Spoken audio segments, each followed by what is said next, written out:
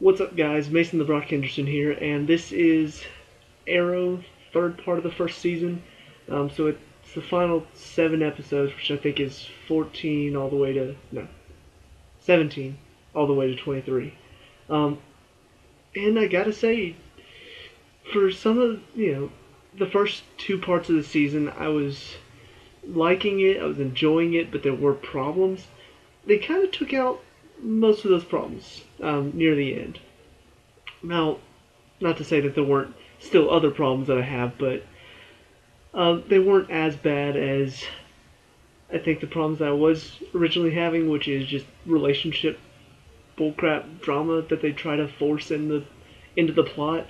Um, it just I don't know what it is about DC, but they don't do it very well.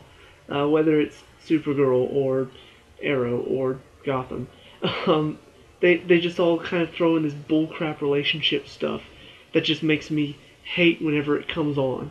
Um, it makes me want to just punch somebody in the face because it's so stupid. Anyway, but they did kind of cut away from that a bit more. When it was involved, it was a part of the main story. It was a part of the main plot, which is what's going on with um, Oliver and the lady cop, which is actually the first episode of this third part was the only one where that was even involved, and it ended with her getting shot by Helena, and she decides she was gonna move away. So they kind of just cut that off after that episode. Then there's still stuff going on with Tommy and Laurel, but then Tommy, instead of there being some stupid like blow up scene where he saw them kind of talking to each other in a slightly romantic way. I'm just like, oh great, so it's gonna be one of those he gets jealous, and it kind of was that, but they took a different take on it because Tommy realized that even though he Oliver's not doing anything to really force himself upon her, but he can tell that she still has feelings for him, and so he decides to put an end to it himself because he realizes that they still belong together, even though she's tried to move on and he's tried to move on. So I like the fact that it was a bit of a different take on that usual storyline. Um, that being said, I'm going to go back and forth a lot because there were several moments where I'm just like, well, at least they didn't do that, but then again, they did this. Um, they didn't do that route, but they still kind of felt like they were doing it after the fact. Like, whenever Oliver and Laurel finally decided that they were going to be together again, Tommy just happens to be right outside her apartment, just as they happen to be like making out right in front of her window. I'm just like, okay, now this is the type of stuff that I was expecting in this type of storyline. Just I expected it before Tommy broke up with her, not after. And so, once again, you have the blow up scene between Tommy and Oliver, where he's just like, I saw you two together and blah blah blah blah blah. I'm just like, dude, you broke up with her because I'm confused. Like, did you want her? Did you not want her? Explain yourself. Anyway, so that whole thing kind of, it didn't go down as I expected, then it did go down as I expected. So I was halfway kind of disappointed, but not really. That makes sense. The second thing that really gave me some issues was they're still doing that stupid stuff where, Oliver does something that Diggle doesn't like, and so Diggle is just like, I'm done. I'm just like, no, you're not. We've already gone through this like 5 other times in 5 different episodes. Like, oh, I'm done working with you. No, I'm not. And granted, this one actually took a bit longer for them to reconcile, but it's still the same story. And even it was so funny because I was watching Legends of Tomorrow, which actually first episode was last night, and I was watching it, and a preview for the next episode, the next new episode of Arrow came on, and Felicity's on there going like, I don't know if I can be a part of the team anymore. I'm just like, they're still doing this bullcrap story? Or not story, but they're still doing this bullcrap stuff even currently on Arrow? Like, I have no idea why they continue to do the same stuff, but it's always the same. Oliver does something Diggle doesn't like. They have a bit of a breakup, and then they're back together because of something. Now Felicity's doing it too. Like, something probably happens, and she's not happy about it. I don't know if I can be a part of the team. She's probably still going to be part of the team. Whether it's at the end of the episode or next episode. Um, and then, that being said, they stopped doing the family bullcrap drama. Like, one of the things I was complaining about is that it kept on becoming an issue of Oliver does something Thea doesn't like, tries to be her big brother, and she's just like, you were gone, and then they make up, and they're happy brother and sister again, and then he does something else, and she's upset at him again, and she's pissed off because of what happened, but then they make up, and they kept going back and forth and back. They stopped doing that. And so I was like, so you figured out to stop doing it with the family, and yet you continue to do it with other characters. Like, you continue to do this breakup, make-up storyline. So I don't know. It was frustrating and yet not frustrating. And so this is why I'm having trouble, like, saying exactly how I feel about this third part, because they did things I didn't like, but then they stopped doing things I didn't like. And I'm confused how I feel about that. Like, I don't know whether to commend them for not taking some of the similar frustrating story routes they were taking, but then they were continuing different story routes that were still frustrating, but that are similar to other story routes they stopped doing. So I don't know if they learned their lesson or if they just, I don't know, some sort of coincidence, they just stopped. So anyway, that's just, as far as the personal stuff going on. Relationships, they stopped doing that stupid stuff, but then they still were doing this, and then as far as what's it called? Breakup makeup doesn't sound like, it sounds like a girlfriend, boyfriend type thing, but it's like whenever you're working with somebody or if you have a family member and you're just constantly fighting but then instantly making up and fighting again to make it, that's what they keep doing. So hopefully that stops, but like I said, from that preview of the new one, looks like they still try to pull that stuff. So let me now that I'm done talking about that, let's get into the main storyline, because a lot of stuff is starting to get revealed.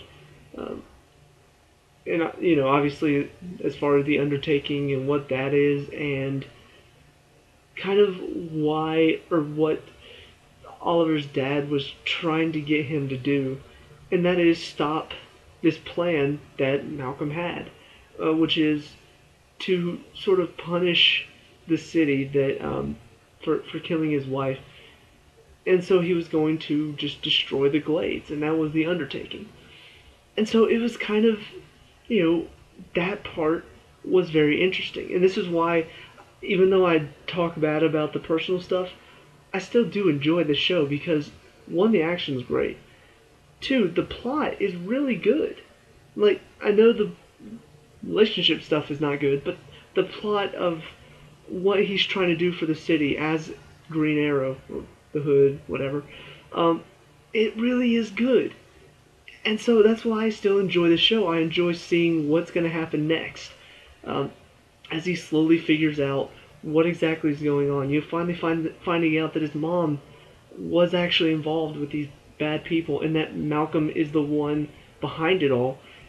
That's a good twist to take, and going through all of that was really good. Starting off bringing back Helena and then bringing back the Count, and I can't remember if it was the next episode or the episode after that. But bringing back these characters that didn't really get an end to their storyline, and so kind of a little bit of a recurring villain type thing, just establishing them so that they have a bit more story behind them. I like that. And I know I just talked bad about the whole Diggle thing, but that episode with Deadshot was pretty good. I just didn't like how at the end, he got upset because Oliver wasn't there. I'm just like, dude, you're still alive. Like, he had to make a choice, and of course he's going to choose his mission because his mission was there long before you were. So I don't know why you're so upset. But anyway, like I said, that upset me. But the episode with Deadshot was good because one, this guy's becoming a lot more like the Deadshot I know from Batman. Like at first he was just kind of like this really strange, kind of monotone character with nothing. But in this one we got to see him a bit more. You know, like when he finally beats Diggle in the fight, it's like the only reason I'm not gonna kill you is because I don't. There's not a price in your head. And then he pulls down his shirt and shows a tattoo of his brother's name. It's like, I got a space for you right here, underneath your brother. And I'm like, okay, this is creepy. This is the creepy Deadshot that I know that is solely in it for like this joy of the hunt. Taking down his target. That's the Deadshot I know. So that was very interesting. And like I said, the episode itself was very well done. And after that too, I mean, all the episodes are very well done within their own right. Just as far as the story and what we're figuring out each time.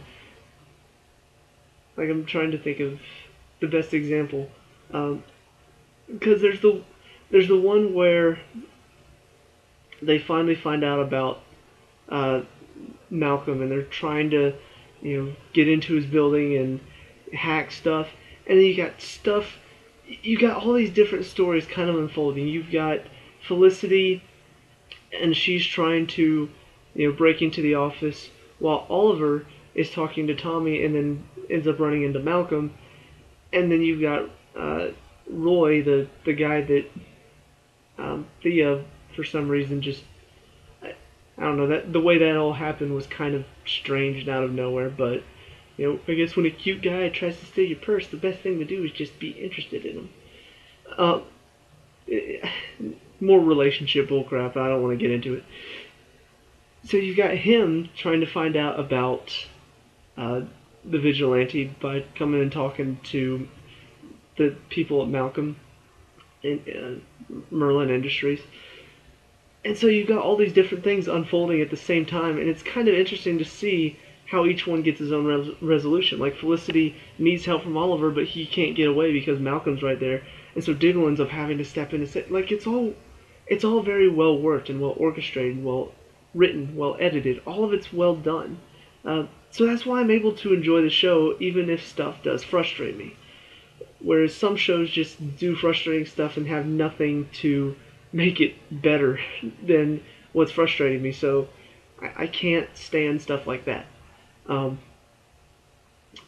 But I will just go ahead and cut to the finale itself, because this is where the setup for it was brilliant. You have all of these things finally coming together. You've figured out about Walter, about Oliver's mom, about Malcolm, about Tommy, about all of this stuff going on with the undertaking and what it's all leading to.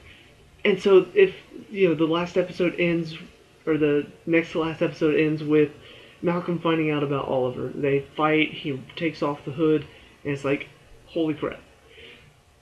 And so that's how this opens, with Malcolm kind of chaining, he's chained him up, and he's like, I can't even think of like the right word for it. Not really interrogating.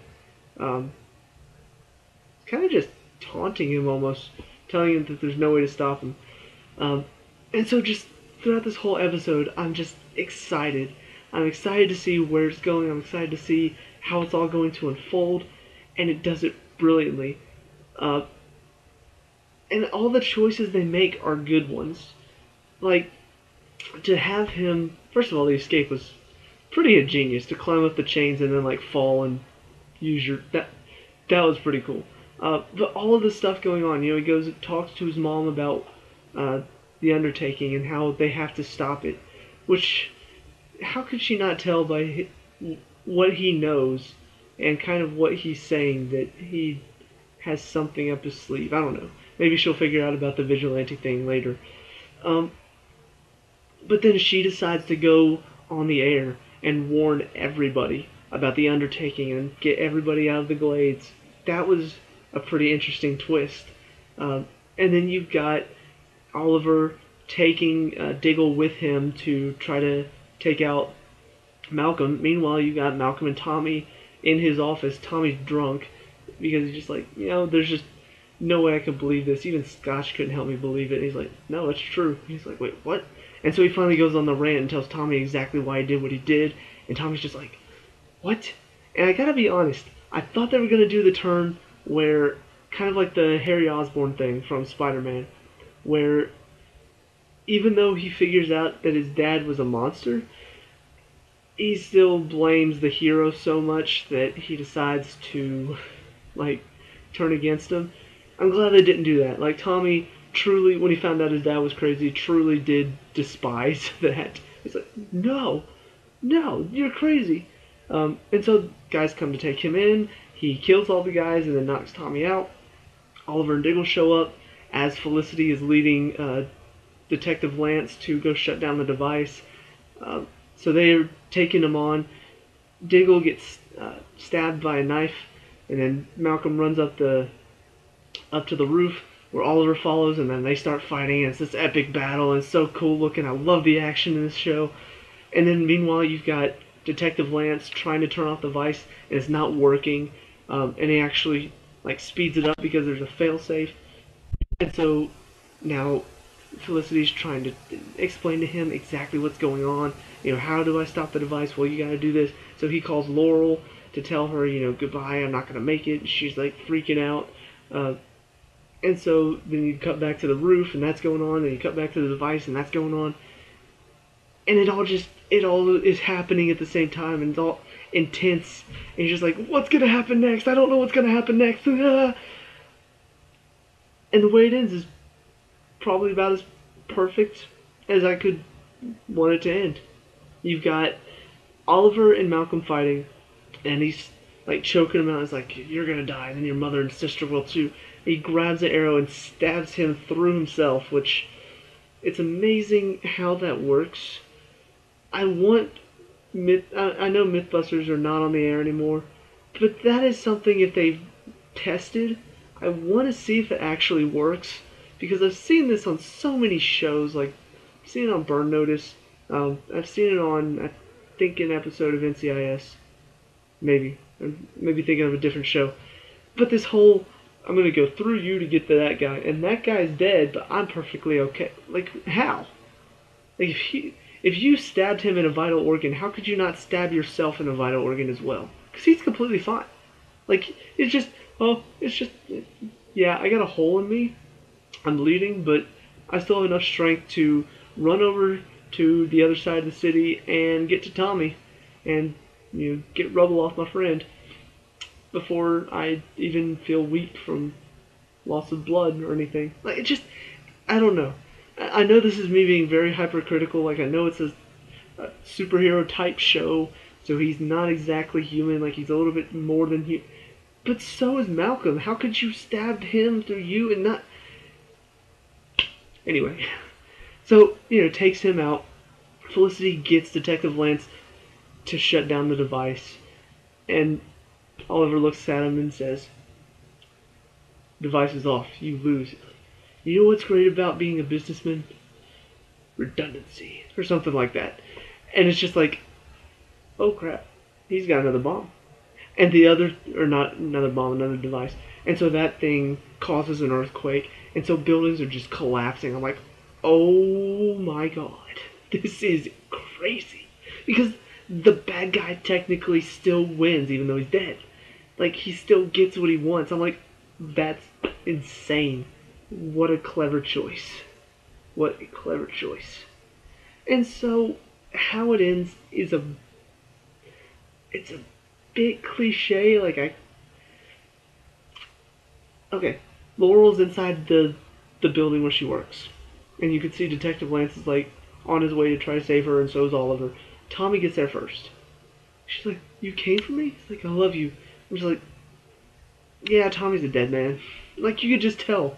I don't know what it is about these stupid love triangles, but she and Tommy were together. Tommy cut it off. She and Oliver were together. And then Tommy came back into the picture, and she realized that there was something about him. and that's when he always dies. I don't know why it is. I don't know why. Like, not that I've seen a whole lot of love triangles, but it just feels like to make things simpler in the end, they just kill off the one guy, or they kill off one of the guys to make it easier for all of them. I don't know why. I don't know if that's actually a thing, or this is just me, or if this is just the show being too predictable. I don't know what it is, but yeah, as soon as he got there first, I'm like, yeah, Tommy's gonna die. So the building collapses.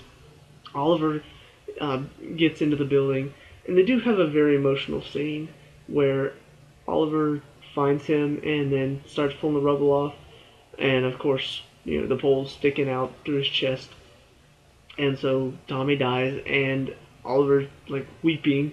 I don't know what it is about like guys crying over their friends, but it's kind of a tearjerker, especially when it's a guy like Oliver who's just this hardened like badass, and he just starts crying. I'm like, that's sad.